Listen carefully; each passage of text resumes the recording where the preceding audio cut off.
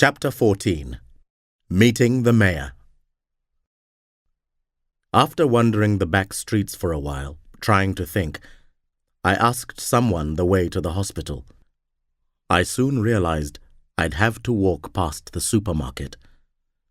I stopped for a minute and looked at all the cars in the car park. The Peugeot was gone. Who had driven it away? "You're so sweet," Sibongile said. And again I ran, but I could still feel her with me. When I walked into the hospital waiting room, Abigail's face looked as though she'd seen a ghost. "Tendai!" she shouted. Other people turned to look at us. "Your stepmother is a bit stressed out," said Sibongile. I wanted to laugh and cry at the same time. Tears blinded me. Abigail came up to me and said, "Oh, Tendai," very quietly. I thought she would put her arms around me there, in public, but she just took a breath and said, "Where did you get that uniform?" "Is everything okay in the village?" I asked. "How are Memory and Gugu?" "They're fine," she said. "No more landmines so far." "Can I see Amos?" I asked. He was sleeping, but looked much stronger. He was in a big room with lots of other patients. When I'd seen that he was okay, Abigail pulled me out of the room and said, "Come on, let's get some food and you can tell me where you've been." She didn't mention Sibongile, and I couldn't. I just told her about running across the wildlife park for days and meeting Nomalanga, and that she was a storyteller too. When I told Abigail about driving Mrs. Ndlovu, she seemed really pleased, especially when I mentioned her being the deputy mayor. But when I said I couldn't do what Mrs. Ndlovu wanted, she said, "What do you mean? All you have to do is to tell her that you're not interested in her like that. You're a serious young man with serious ambitions." Abigail obviously had no idea what it was like being an 18-year-old man in the company of a good-looking, inviting woman. I answered, "She'd just throw me out anyway. She doesn't need another driver. She has one." "Better to have her throw you out than to be known as someone who runs away all the time," said Abigail. My brain just seemed to stop dead. "You've probably made her angry," Abigail went on. "At least you had a job. You'd have been paid, or anyway, you'd have had a bed and food. You'd have had something to do to keep your mind busy, to help you get over—" My brain had begun to work again. "I'm sorry, Abigail," I interrupted. "Of course, it costs money to feed me.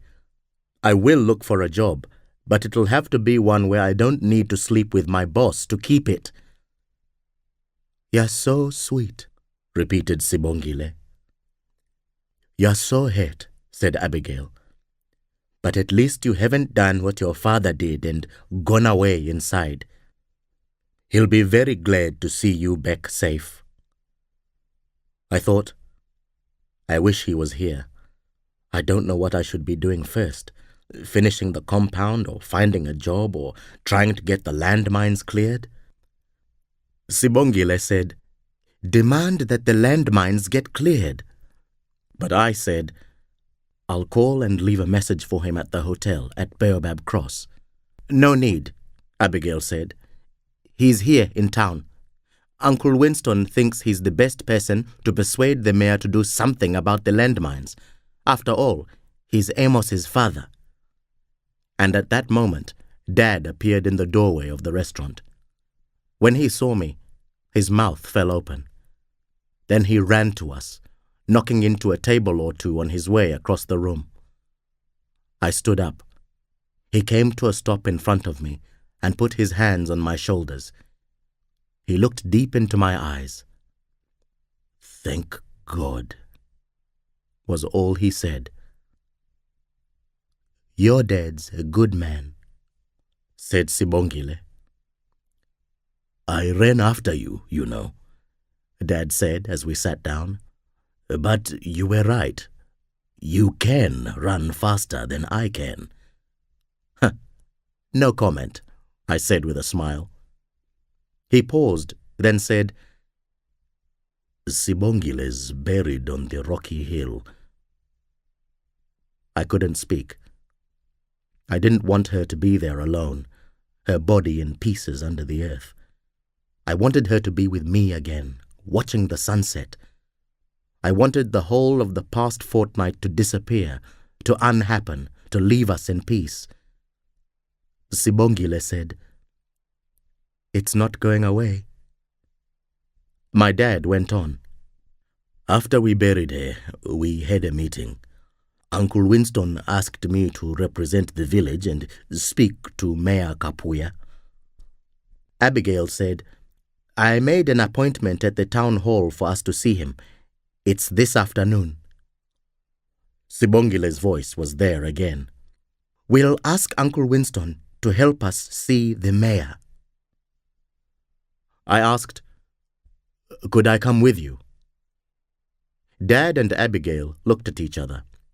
He said, As long as you don't get too upset, it will be difficult for you. I'll be fine, I said. I'd be doing what Sibongile had wanted to do herself. But maybe it's best if we don't tell him my name, in case he's spoken to Mrs. Ndlovu. And I explained what had happened to Dad. When I finished, all he said was, You really loved Sibongile, didn't you?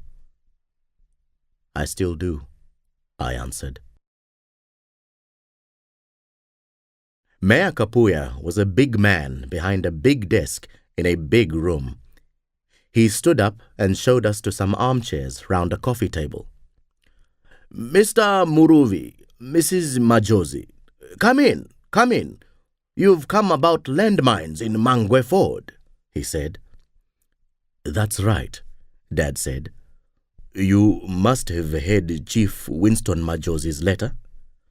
I did, but tell me again. He sat down. Dad took a deep breath. 15 days ago, my son and some other small boys were playing football at the edge of the riverbed. My son was seriously injured by a landmine.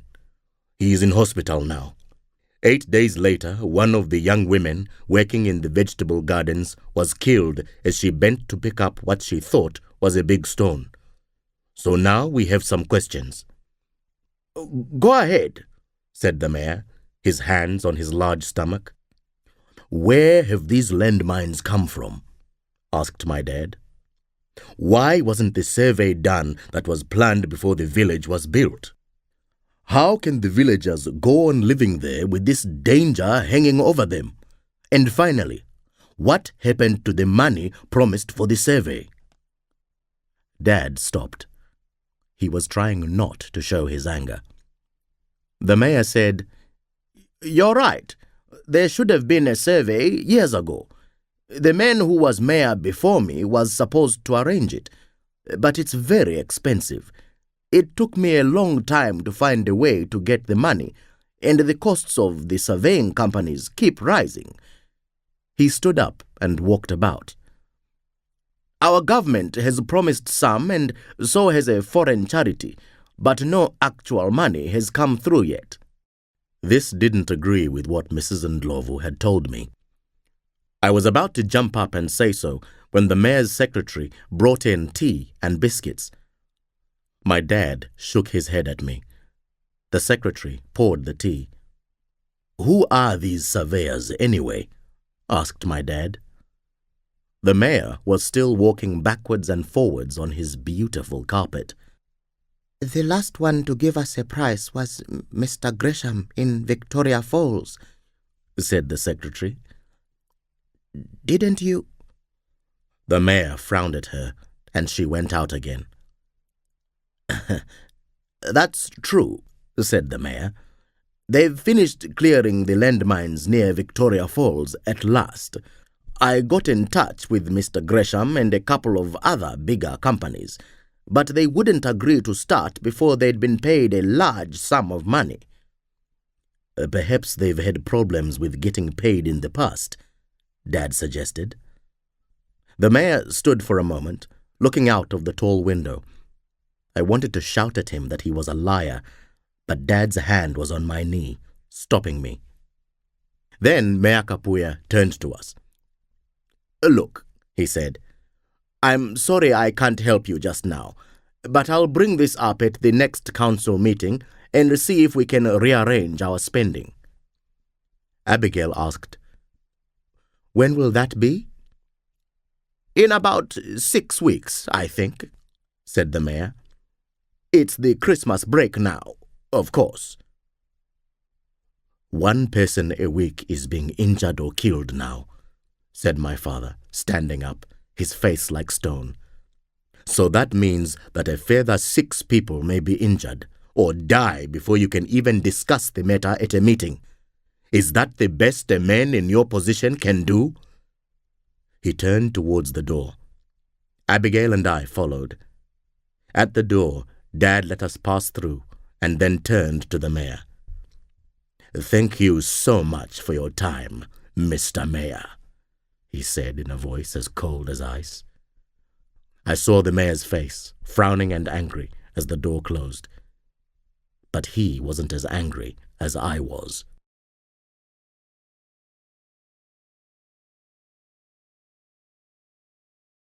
Chapter 15. What now? Dad was angry too. He walked so fast from the town hall to the hospital that Abigail and I had to run to keep up. But he went straight to see Amos, who was awake and having a walking lesson, so we didn't discuss the results of the meeting with the mayor until the evening. By then, my anger had cooled a bit, and Dad had become his usual self, calm and decisive. "You know," I told him, "I'm pretty sure the mayor was lying about the money. Mrs. Ndlovu said—" "You may be right, Tendai," Dad interrupted. "But there's nothing we can actually do about that at the moment. If the council isn't going to meet for 6 weeks, then we'll just have to move the whole family into town," he said. Abigail took a quick, shocked breath. "Renting a place in Sikumi would be much too expensive," she said. "And we can't stay in town much longer. The church might need our room any time." "If both Tendai and I get jobs," said my dad. "That's not so easy," said Abigail. "I think you were right before. We should finish the compound in the village so we have somewhere at least we can call home. Then you can start looking for work." I suddenly felt bad, so I interrupted. "I'm sorry I couldn't work with Mrs. Ndlovu. She might have been able to help." "She still might," said Dad, "but it's best not to depend on someone like that. Tomorrow, I shall find a way to visit the safari camp, Tendai. I can apologize for your disappearance and see if there is still a job there." "I really can't go back, Dad," I said, panic rising. "No, not for you. For me," he answered. Aha! I smiled at the thought of Mrs. Ndlovu trying her female tricks on my dad. "Then I wish you luck," I said. "After that, I'll go and get Memory and Gugu. Meanwhile, you can start looking for work in town. See if they need anyone at the hospital. If not, keep asking at all the businesses, street by street, until you find something." Abigail was trying to interrupt him, but he turned to her and looked into her eyes and said, "I just can't bear to think of Memory and Gugu there, not even for another day." Abigail was quiet. I realized how tired they both looked. I said, "Would you mind if I stayed with Amos tonight?" "A very good idea," said Abigail quickly. "The house we're staying in is near the church at the end of the street, so you can come and find me if you need to." She wrote down the address and the phone number. That reminded me. Have you seen Zola, the young woman who gave us the information about artificial legs? I asked Dad. I've lost the list she gave me, or left it in the village. No, I haven't, but someone will know where to find her if you ask. He and Abigail went in to say good night to Amos. Later, when all was quiet and Amos was sleeping, I sat beside him. I was hearing Sibongile say, "We must do something quickly," over and over again. But I kept seeing my dad's worried face. I felt torn in half, wanting to do as she wanted, but also wanting to help Dad. He hadn't said so, but it was obvious that in fact we had no money at all. Maybe I slept a little, because suddenly I realized someone else was at Amos's bedside. It was Zola. Her fingernails weren't blue now, they were purple. "They said you might need another copy of this," she whispered, and handed me the sheet of paper. She waved a hand towards Amos. "He's doing very well," she said. I smiled at her. Yes, he's always been the most cheerful one in the family. He's trying hard with his crutch. "He'll be okay," she said. She sat carefully on the end of the bed and looked at me closely. "Your mother told me about you, though. I'm glad you came back." "So am I," said. "She thinks you need to keep busy," she said. "I'll find something. She needn't worry," I said. "I work at the local newspaper as a reporter. Shall I keep an eye open for any job advertisements for you?" "If you want," I said. "I'll be looking for myself, too." "What sort of jobs?" she asked.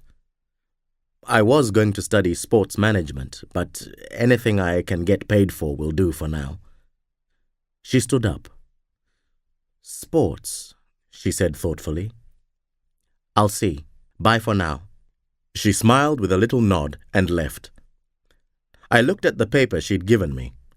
There were 2 addresses for prostheses, both a long way away, another one for a care home for injured people not far from Bulawayo, and some international addresses for companies that cleared landmines. At the end was Mr. Gresham's address in Victoria Falls. I felt my eyes closing as I read, and I slept. It was midday. The sky was white with the heat. Sibongile was like she used to be, uninjured, wearing a white dress. She was sitting on a large rock and looking down at me. She seemed to be almost part of the sky. "Don't run away from me this time," she said. "I never ran away from you," I replied, my voice strange and distant. "You always run away from me these days." She sounded so sad I began to cry. I said, "It hurts me so much that I'll never see you again, but your voice is always with me." She didn't cry. She said urgently, "Please don't stop trying to get the landmines cleared." "I haven't stopped," I said, "but I'll have to work for a bit to help Dad." "No, you must clear the dragon's eggs first. There are many more, but be careful of the mayor." Her voice was getting further away, although she was still sitting on the rock. "He is a snake in the grass. Do this for me, please, Tendai. Then my death will not have been wasted." The light was getting stronger, and she was disappearing into the whiteness. Her voice was distant but quite clear. "For 8 days I loved you.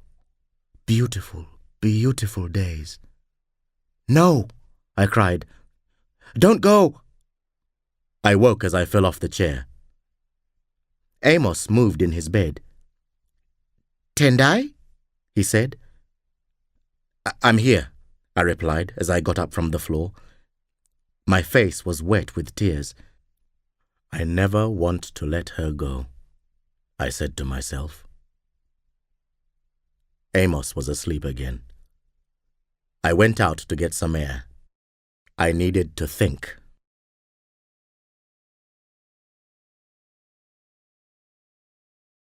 Chapter 16. Decision.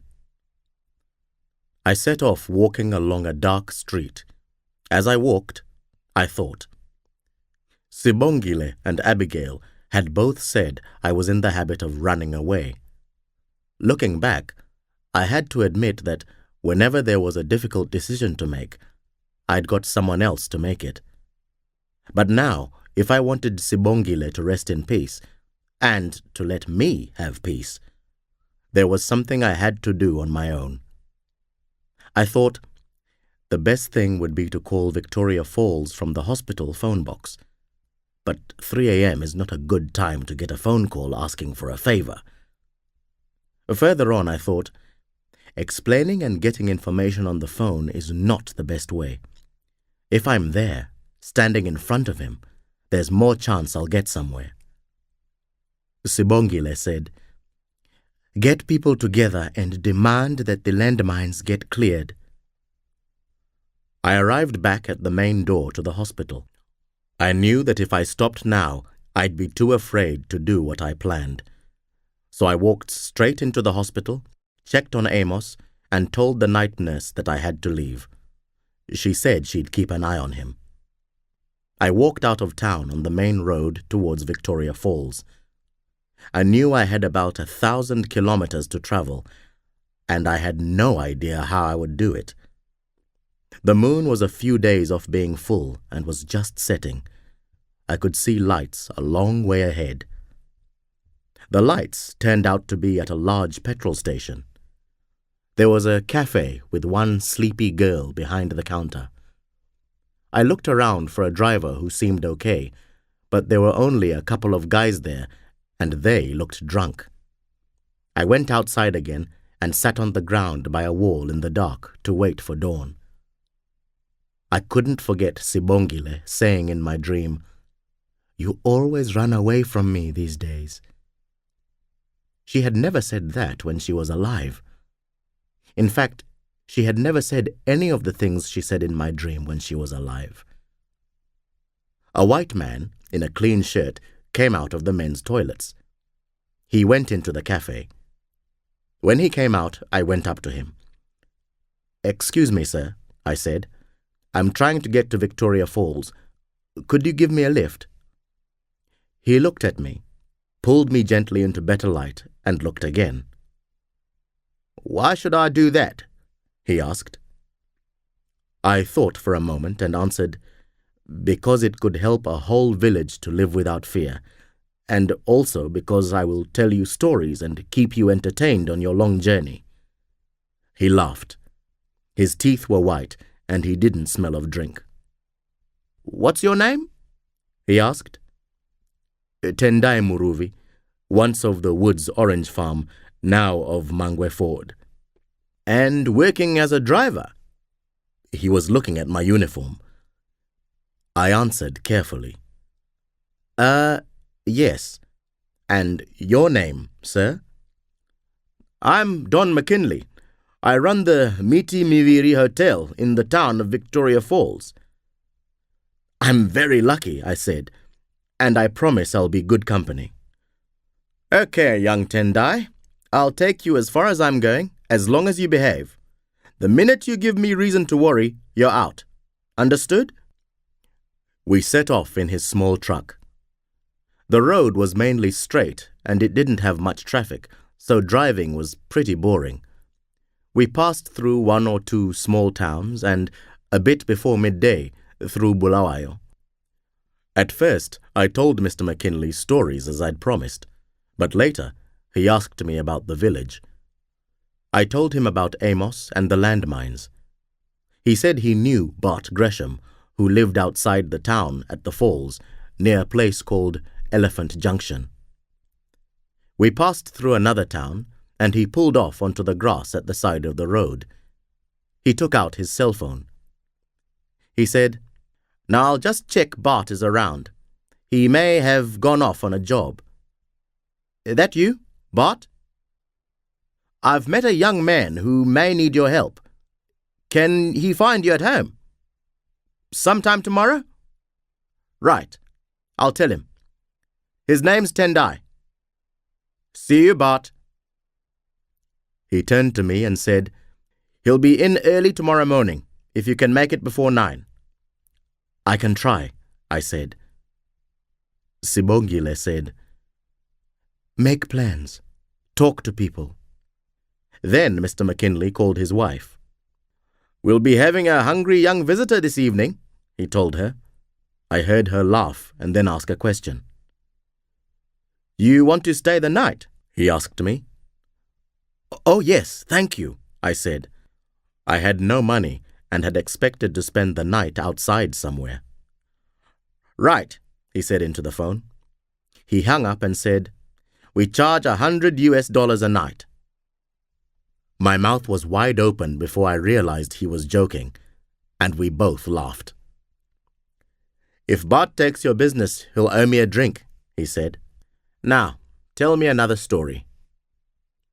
And he drove on along that long, boring, straight road with the trees on each side throwing longer and longer shadows in the afternoon sun. My grandmother's stories came back to me, and I told him about clever priests and stupid kings and beautiful young women and talking animals. Great black clouds came over, but no rain fell on the road. And when we were almost at the end of our journey, I saw a huge white cloud of what looked like steam rising from the ground a few miles ahead. That's the falls, said Mr. McKinley. You'll hear them from the hotel. We arrived at the Mitimiviri Hotel as the sun was getting low. I could smell apple pie and coffee as we went in. Mr. McKinley showed me on a map where Bart lived, quite a long way out of the town. He suggested I took a train in the morning. I didn't tell him I had no money. I ate at a small table on my own in the dining room. There were a few other guests in the hotel, and we all said good evening to each other. There was a TV lounge, but I found myself falling asleep as I tried to watch TV. So I went off to sleep in my very own hotel room, for the first time in my life. I could hear the distant thunder of the falls as I relaxed. I hoped I'd dream of Sibongile again. But all that came into my mind was the angry face of Mayor Kapuya as we left his office.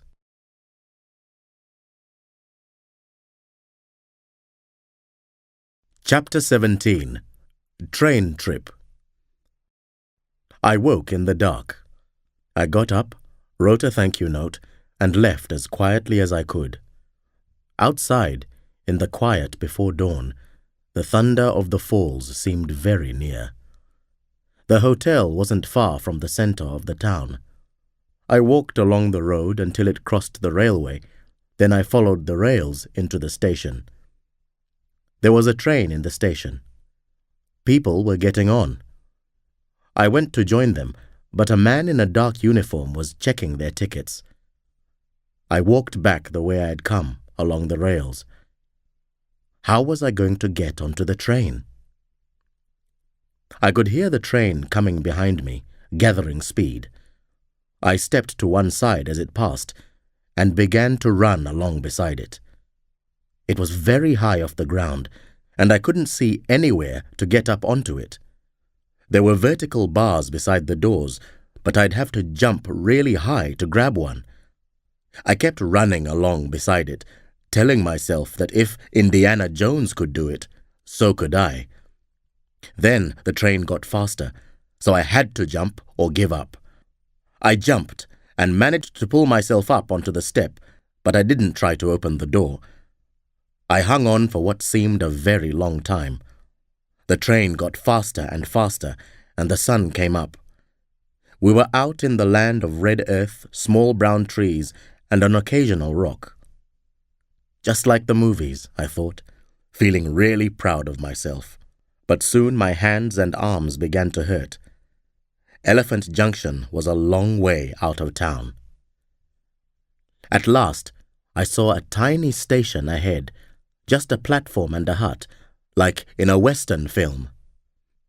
The train slowed down, but it didn't stop. I saw the name Elephant Junction as it began to pick up speed again, so I jumped off. When I'd rolled over a few times, I stood up and dusted myself off. I walked back to the hut. There was no one there. A dirt road ran away from the station with a lot of tire marks on it. I followed it and found a small road turning off with a post box on a stick beside it. The name on the box was Gresham. After a while, I came to a group of trees. Under them was a small white house with a bright green roof. Nearby were two long, low buildings. I could hear dogs barking and hoped they were tied up.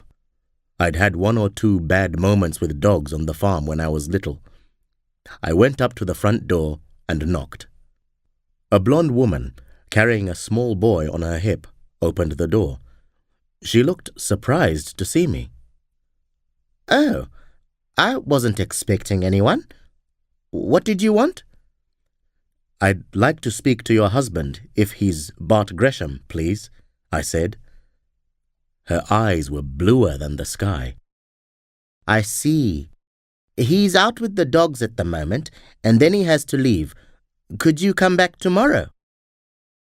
"I'm sorry to bother you, ma'am," I said, "but I do need to speak to him urgently. Mr. McKinley checked with him yesterday that it would be okay. My name's Tendai. I won't keep him long." "What's it about?" she asked. The little boy reached out a hand towards me. "I can't touch you, little one," I said. "I'm covered in dust." "This is Gareth," she said, and smiled, waiting for me to explain my business. I said, "I wanted to ask your husband's advice about clearing landmines in the village where I live now."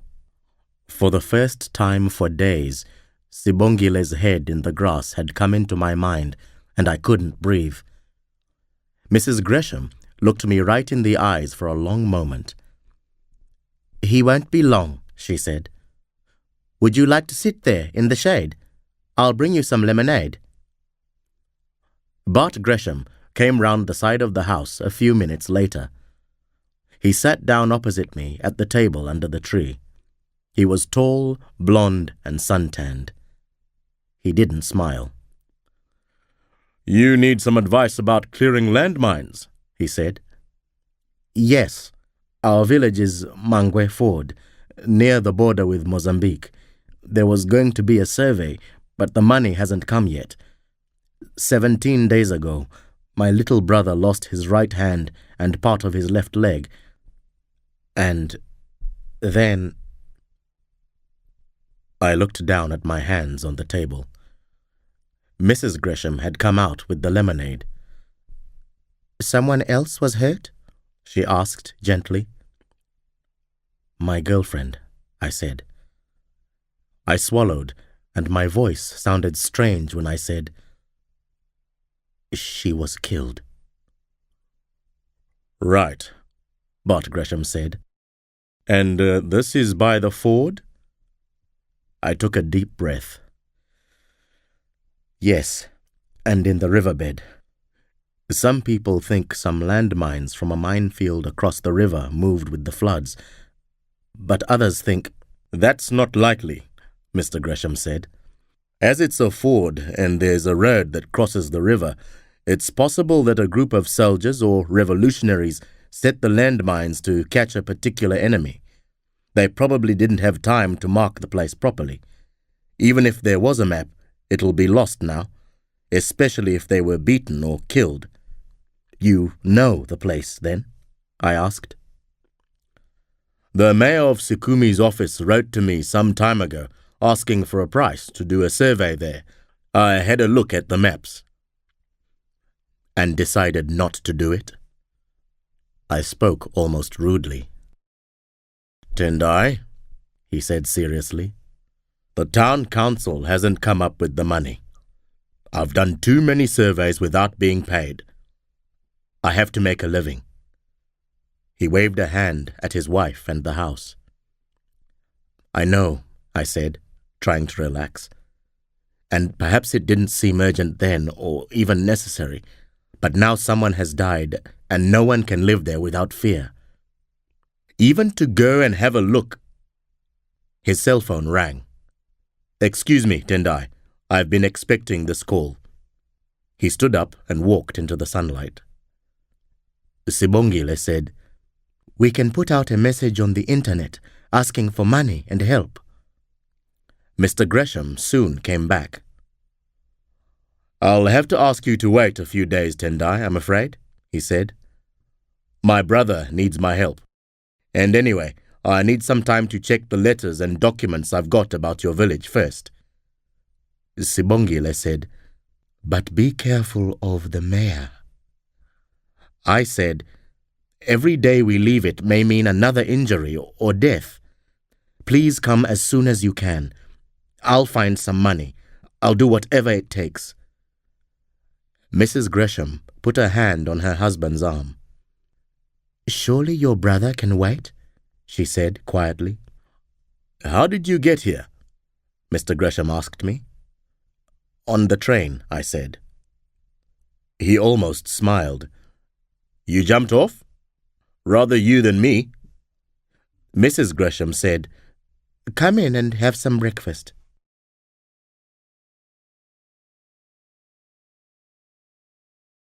Chapter 18. At Victoria Falls. After a wash, and with a large breakfast inside us, Mr. Gresham said to me, "Have you seen the falls?" "No, sir. Only in photos," I answered. "Then you should go with my wife and son this morning," he said. "I have to check out some things before I'll know if I can help you, Tendai." "That'll be wonderful," said Mrs. Gresham. Mr. Gresham smiled. "But be careful. It can be quite dangerous." He reached out a hand and laid it on Mrs. Gresham's stomach. I realized she was pregnant. "We'll take care, won't we, Tendai?" She laughed. "If we set off before dawn tomorrow," Mr. Gresham said to me, "could we make it to the village before dark?" I tried not to smile too much. "To Sikumi, yes," I answered. "There's nowhere to stay in the village." "I'll see how things go this morning," he said, and stood up. Mrs. Gresham and little Gareth and I set off for the falls in a tiny, bright red truck. It was old and made various noises that would have interested my dad. Driving up to the entrance to the falls, we could see the spray from the falling water rolling and rising like living clouds in the air. We went through the gate and walked along the smooth tourist path through the rainforest, the thundering sound getting louder and louder. There were monkeys in the trees and wild pigs in the grass. Now and again, the gentle wind brought some of the spray down on us like rain, but we still couldn't see the falling water. Mrs. Gresham pushed Gareth's pushchair, and I walked beside her, ready to stop him if he tried to climb out. But he was too scared of the noise. It was deafening, and the ground was shaking. Suddenly, between the trees, we could look along a huge cut in the earth. Vertical walls faced each other. Over the left-hand wall, the river poured in great brown and white curtains, their bottoms lost in the boiling mists below. In the sunshine above, the spray made rainbows, one above the other, up into the sky. "Mummy!" Gareth said, his little face changing as he began to cry. "Too big!" We turned back into the forest along the main path. Mrs. Gresham picked Gareth up and held him tight. He calmed down quickly and began laughing at the monkeys. She put him back in the pushchair. We turned left along a short path and came out facing the falls across the great cut. It was breathtaking. Such power, so much water, so many rainbows. I could feel the thunder in my bones. Now I understood why our traditions told of the huge powers of the river god. What stories I could make from this! Gareth enjoyed it this time, especially the spray falling like rain. He got very wet and ran away laughing. As we drove up to the little house with the green roof, Mr. Gresham came out. He had some files under his arm, which he began laying out on the table under the tree. "Look at this, Tendai," he said, calling me over to see. Mrs. Gresham lifted a hand to us and took Gareth indoors. Mr. Gresham smiled at her, but turned to me. "I had the mayor's office send me copies of these documents when they wanted me to give them a price to do the survey," he explained. "The first letters are from years ago, before they built the village at the ford. Then, a year ago, there was this letter from the European Organization Against Landmines."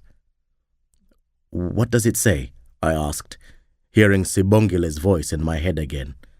"We need to talk to people and plan things." "Basically, it's to say that when the government in Harare gives a certain sum of money to the town council in Sukumi, the Europeans will give the same amount." "And have they done that?" I asked, longing to squeeze Sibongile's hand in mine. "There's a copy of a document here that shows that the money from the government was paid over to Mayor Kapuya in June this year." "That's 6 months ago," I said. "And he told us there wasn't any money at all. So he was lying." "It seems so," said Mr. Gresham, picking up another paper.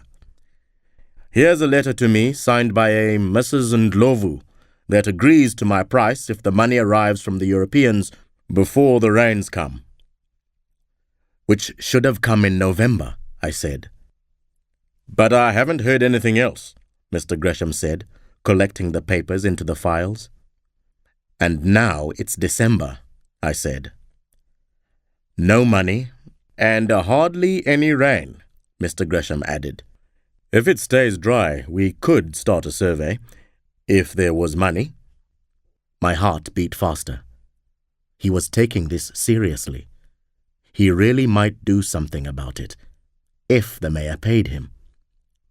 "So I called your town hall," he went on, "and I got the mayor's secretary." "What did she say?" I asked, remembering that she was the first person to mention Mr. Gresham in Victoria Falls. "At first she agreed there'd been money from Harare, but then she wasn't very clear about what had happened with the Europeans. I had the feeling that she was hiding something." "But be careful of the mayor. He's a snake in the grass," repeated Sibongile from my dream. "She seemed frightened of Mr. Kapuya when I was in his office with my parents," I said. "So we'd better go and see what's happening," said Mr. Gresham. He led me into the house. "How were the falls?" Next morning it was still dark when I whispered goodbye and thank you to Mrs. Gresham. I went out to get into Bart Gresham's pickup truck. It was white, with 4 doors and a short, thick radio aerial on the front. And there was a huge black dog sitting by the passenger door. It yawned at me, reminding me of crocodiles. My heart thundered like the falls and I couldn't move. I told myself, "You've slept in trees with monkeys and walked with lions and elephants. You can't be afraid of a pet dog." Mr. Gresham came out of the house with a travel bag. He looked at the dog and he looked at me. He said, "He's quite safe if I'm around. Kit, come and meet Tendai." The dog came to me and sat at my feet. His head was on a level with my waist. He lifted a foot and held it up to me. "Shake hands and say hello," Mr. Gresham said to me. I did as I was told. "Hello, Kit?" Kit's foot was warm and hard and filled my hand completely. Kit looked me right in the eyes for a second and then gently took his foot away and walked back to the truck. He usually travels beside me, Mr. Gresham said, but I think he'll be happier in the back today. He can be jealous. I thought, one who loves by holding on. We got in and drove quietly away in the dark before dawn.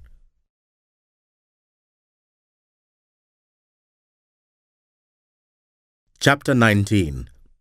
On the Road. The sun quickly lifted to the north, and we sped along the almost empty road, through the dry lands and later the forests. We talked about our different schools and my never-to-happen degree. Mr. Gresham seemed to understand my disappointment. We told each other stories about when we were kids, and I mentioned my interest in traditional stories.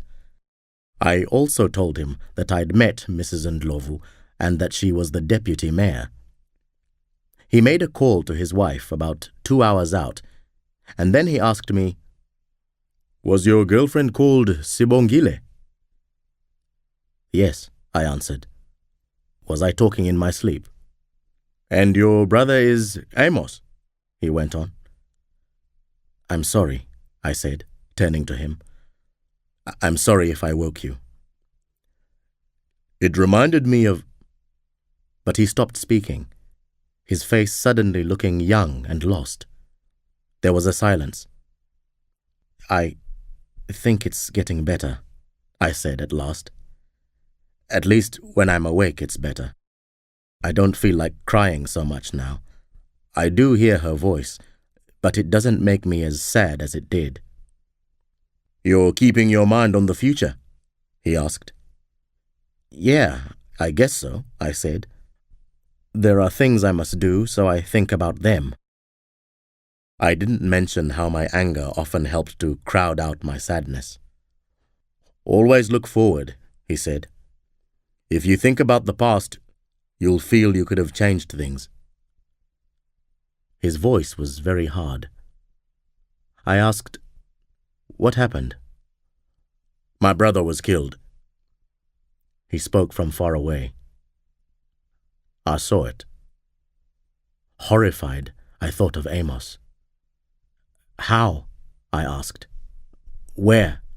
"He was pulled from our boat by a crocodile," he said. "I just sat in the boat and screamed. I was too young to know that you can choose what to think about when you're awake, even if you can't when you're asleep." He turned to me with a small smile. "So, tell me a traditional story," he said. "Are you interested in that kind of thing?" I asked. "Tell me one, and I'll let you know," he answered. So I told him my story of the dragon's eggs. He was quiet when I finished. Then he said, "Dragon's eggs. That's a good way to get the kids to listen. Any more?" "Sure," I said. "Now?" "Now," he replied, his eyes on the long, straight road. "This one came to me last night," I said.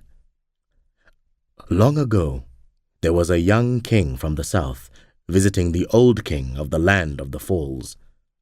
When the time came to go, the old king asked the young king, 'What will your leaving present be?' The young king wanted to prove he was cleverer than the old king. 'I'd like one of your rainbows,' he said. 'You have many more in your country than I do in mine.' The old king smiled and said, 'Rainbows can't be caught, but I'll give you a living rainbow.' And the next day, when the young king was leaving, the old king gave him a bird that was blue and green and purple and gold.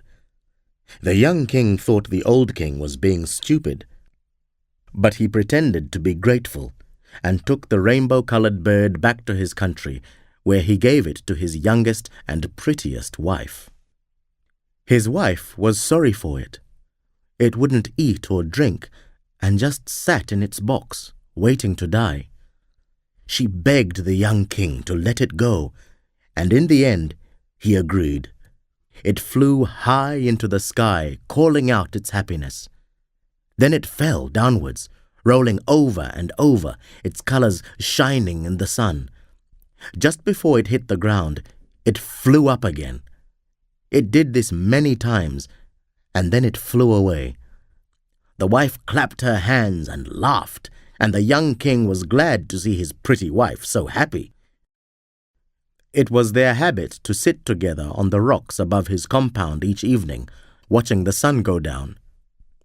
One evening, they heard a strange cry, and a rainbow bird came falling out of the sky towards them. It settled on a rock nearby, its head on one side, looking at them. Suddenly, another rainbow bird arrived, and then another and another. Soon, the young king and his wife were sitting on a hill covered in rainbows. The old king is not so stupid after all, thought the young king. But his wife only saw the beauty all around her. Mr. Gresham looked at me briefly. "Can't clap when I'm driving," he said. "It seems right to tell stories," said Sibongile. We got into town just after sunset, with the full moon rising. At the house by the church, Dad opened the door. "So," he said, his eyes shining, "you ran off again, but you've brought someone back. Come in, come in."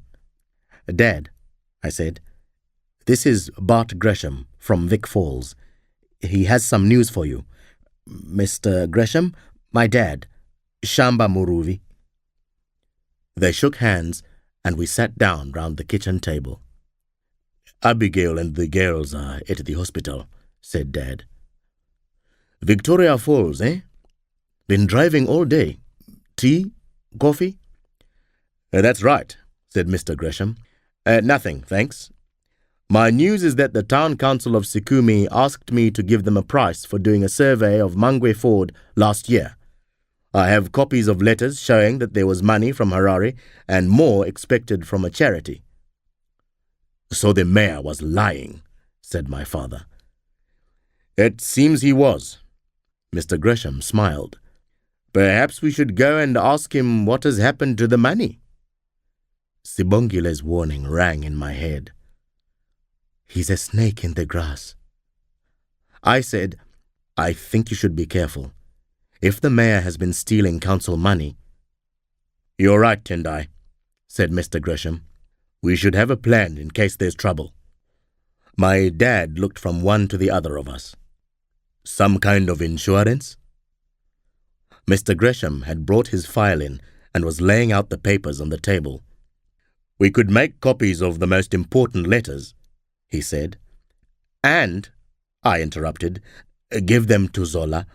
She works at the newspaper." "Zola?" my father questioned. "You know, the volunteer at the hospital who gave us the list with Mr. Gresham's name on," I explained. "That's a good idea," said Dad. "But there's someone else who might help too, and I went to see her the day you left." I knew he meant Mrs. Ndlovu, but I pretended I didn't. Mr. Gresham raised a questioning eyebrow. My dad went on. "I got a lift out to your safari camp, Tendai, and they asked for Mrs. Ndlovu." His eyes were laughing, but his face was very serious. "She agreed to see me, and we had a discussion." "I'm glad I wasn't there," I said, feeling very shy in front of Mr. Gresham, who was listening carefully. "Yes, it was better you went," Dad said, trying hard not to smile. "In the end, she agreed she shouldn't have been so inviting, but she said it was your fault for being so attractive." I had to laugh. "Did she do the same to you?" I asked Dad. I saw understanding appear in Mr. Gresham's face. "No, of course not," Dad said. "But she did offer me a job for 2 days a week as a mechanic." "Cool," I said. "Did you accept?" "Of course. I start the day after tomorrow, but that's by the way. The important thing is that I told her about our interview with the mayor. She said that the last time she looked at the town council accounts, there was no record of either the Harare money or the charity money. But she agreed that the decision to do the survey had been made months ago and said she'd check again. So the only reason I haven't been asked to start yet is because the money is missing, Mr. Gresham said.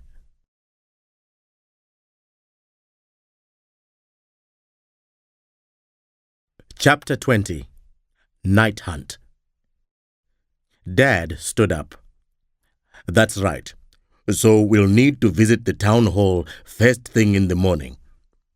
The telephone in the hall rang while Dad was speaking. He went to answer it. When Dad came back into the kitchen, his eyes were wide open and he was almost dancing with impatience. That was Mrs. Ndlovu, he said.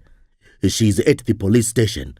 She says she thinks she's got proof that the mayor put the survey money into his own bank account, and now he seems to have made a run for it. The police were following him. Where? Did they lose him? Asked Mr. Gresham.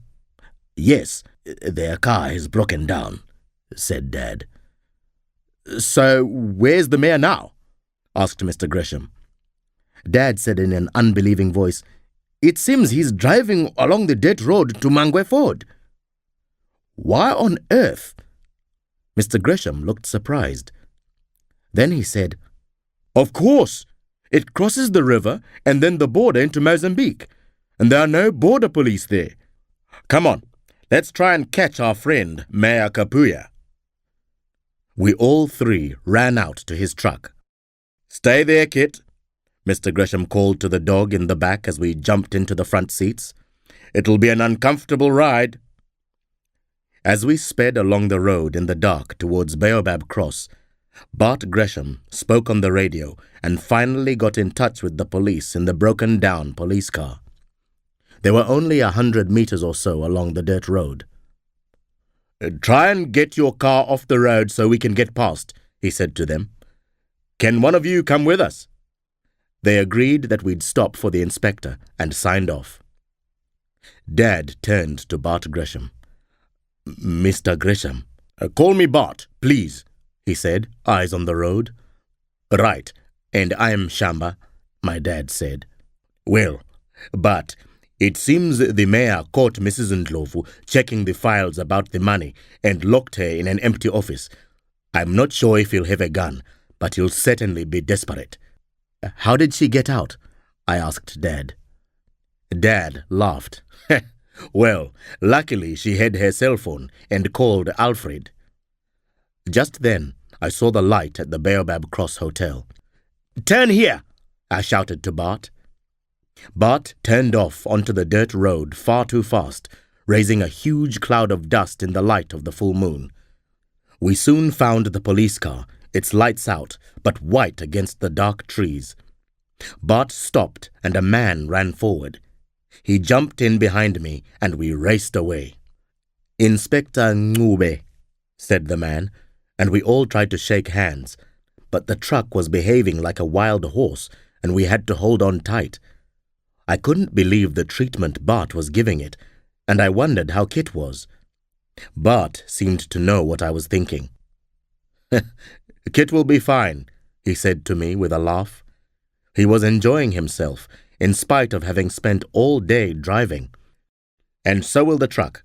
It's a good thing we filled up with petrol in Bulawayo, he added. We came to the top of the rise.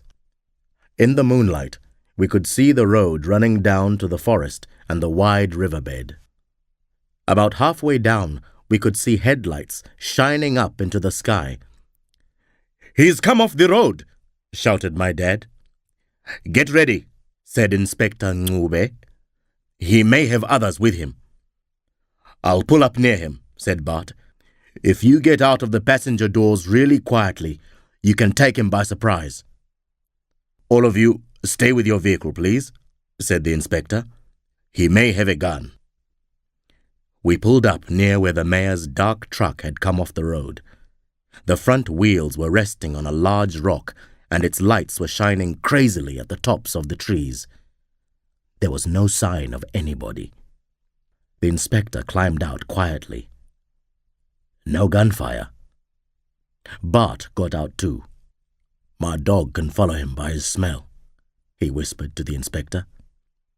Kit, come! And he, Kit, and the inspector went carefully down to the mayor's truck.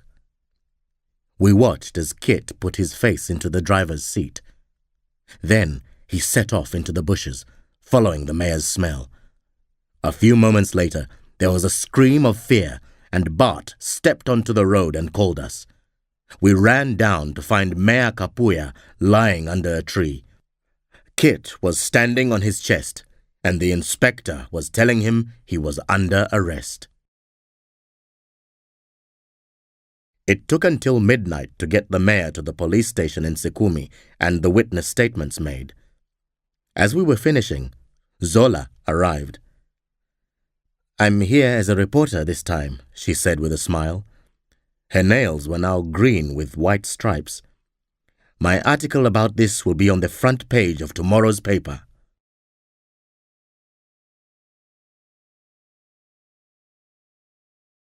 Chapter 21. Mrs. Ndlovu takes over. Next morning, Bart spread out the newspaper on the coffee table in the lounge of the hotel where he was staying. Dad and I leaned forward in our armchairs to read. There was a huge headline on the front page, followed by Zola's article. Mayor Kapuya under arrest. Mayor Method Kapuya was arrested after an exciting car chase involving a police car and a private vehicle last night. He was on his way to the Mozambique border crossing beyond Mangwe Ford. He had tried to leave the country because a large sum of money is missing from the town council accounts. This money was given by central government to pay for the landmine survey of the area around Mangwe Ford, where one person has been injured and another killed in the last 3 weeks. Mr. Bart Gresham, a landmine expert from Victoria Falls, and his dog, Kit, were involved in the chase. The arresting officer was Inspector Ngube, and Shamba and Tendai Muruvi of Mangwe Ford were also present. The police are now investigating Mayor Kapuya's personal bank accounts. So what happens now? I asked. Now, said a lazy voice behind me, I move into the mayor's office and try and sort things out. Mrs. Ndlovu and Alfred were standing behind me. I jumped up and said determinedly, Good morning, Mrs. Ndlovu. I nodded to Alfred. He smiled, a one-sided smile. And you, Shamba, she went on as my dad and Bart stood up too, can go back with Alfred to the camp and keep it going for me. Tendai, you owe me that uniform. Bart held out his hand to her. Bart Gresham, Mrs. Ndlovu, from Vic Falls. We've written to each other. If you're ready to make a deal with me, I'll get straight on and start surveying the village for any other unexploded landmines. Mrs. Ndlovu took a deep breath and pulled herself up to her full height as she shook his hand. She smiled her special smile at this tall, handsome man. I'm ready to make a deal with you any day, she said. It's very good to meet you at last. She moved to an armchair and sat down, crossing her legs to hide the bad one. Dad looked at me and raised an eyebrow. Mrs. Ndlovu continued, How about a small amount now for expenses and the main fee in 3 months, when we've got some money back from Kapuya's account? Not perfect, answered Bart as he sat down again, but possible. And it would help if we could move the people out altogether for a while. Any idea where they could go? But there must be 15 or more families, said my dad. Mrs. Ndlovu looked up at Alfred. Would they be able to stay in the old safari camp, Alfred? She asked. The huts aren't really waterproof anymore, Alfred answered. But as long as it doesn't rain, they'd be fine. I'll send a note to Chief Winston Majosi and suggest it, she said. It seems then, but that you could start very soon. Yes, it does, ma'am, said Bart. We'd better get out there today and have a look. He stood up. Sibongile said, We'll make sure everyone hears about Amos and the danger we live in. I said, Shall we ask Zola from the newspaper if she'd like to come along? She may want to do a follow-up on her story. We picked Abigail and Amos up at the hospital. The doctors thought it would be good for Amos to have a breath of fresh air. So when we set off for the village that afternoon, he and Dad and Abigail sat in the front of Bart's truck, and Kit, Zola and I sat in the back. Kit lay full length on the floor, his paw on my foot, reminding me of the lion in Nomalanga's story. Bart drove more slowly this time. When we got to the village, Dad went to see Uncle Winston, and they called a meeting to introduce Bart. Kit stayed in the truck, lying down in the back. Zola asked me to show her the place where Amos was hurt. She took a photograph of the riverbed. Now, will you show me where Sibongile was killed? She asked me quietly. I couldn't speak, but I took her to where work on the new garden had stopped. Zola walked out towards the hole in the ground, very carefully. I wanted to hold her back, but I couldn't move. Then I heard Sibongile's voice. She's dead now. Zola? I called in panic. Please don't go there. Zola took another photo and came back towards me. I just needed to see the place so I can write about it, she said.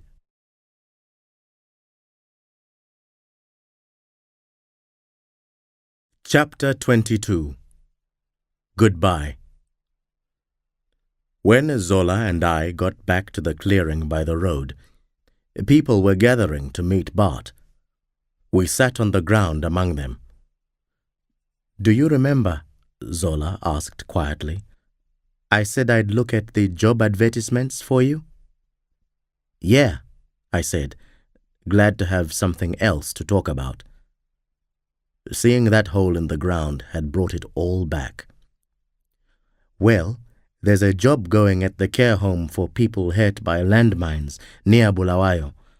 I visit there as a volunteer too, and Amos will be going there for a few weeks soon. It's called Lazarus Lodge. What sort of job? I asked. They need someone to help organize sports and games. For people with no legs? I asked. Well, most of them have at least one leg, she answered with a laugh. I'm sorry, I said, feeling really stupid. I didn't think. It's just strange to think of teams of injured children playing football or basketball or whatever. They're good, and sport is very important to them, like it is to you and me. Will you come and visit them with me tomorrow? I looked at little Amos, sitting in a circle of his friends, who were all admiring his crutch and touching his handless arm. You know, said Sibongile, we could do something. Yes, I answered Zola. I'd like that. Uncle Winston had explained to everyone in the village that they must all pack enough things to last them a month and leave the next day for the old safari camp. Now he introduced Bart, who stood up to speak. Good afternoon, everyone, Bart said. I just want you to know what I'm going to do and why it's best if no one is here while I do it. Some people clapped. But first I have to introduce you to my expert landmine finder. His name is Kit. You may think he looks a bit unfriendly, but I